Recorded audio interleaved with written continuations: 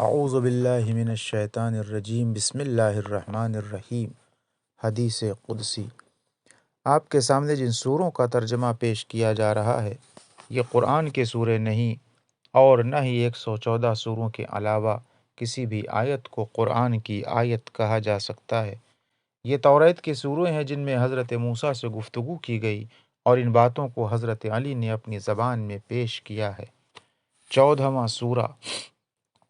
آدم کے بیٹے، کتنے ہی چراغ ایسے ہیں کہ جنہیں ہواؤں نے بجھا دیا، اور کتنے ہی عبادت کرنے والے ایسے ہیں کہ جن کی عبادتوں کو خود پسندی نے برباد کر دیا، اور کتنے فقیر ایسے ہیں کہ جنہیں فقیری نے تباہ کیا، اور کتنے مالدار ایسے کہ جنہیں مالداری نے برباد کر دیا، کتنے ہی صحت مند ہیں کہ جنہیں صحت و بچت نے بیکار کر دیا، اور کتنے عالم کی جنہیں علم نے تباہ کر دیا۔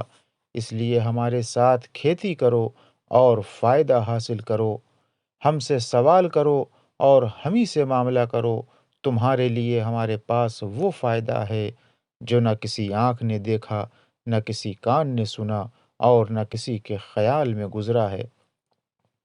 میرے خزانے ختم ہونے والے نہیں، اور میرا ملک کم ہونے والا نہیں، میں ہی سب کو دینے والا ہوں۔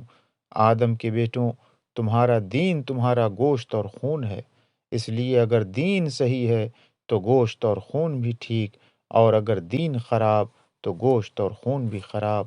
خبردار، اس چراغ کے جیسے نہ ہو جاؤ جو دوسروں کو روشنی دیتا ہے اور خود اپنے آپ کو جلا لیتا ہے۔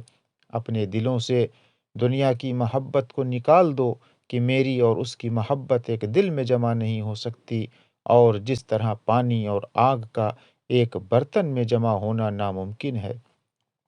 روزی جمع کرنے میں اپنے حال پر رحم کرو کہ روزی پہلے سے بندھی ہوئی ہے، اور لالچی آدمی ہمیشہ محروم رہتا ہے۔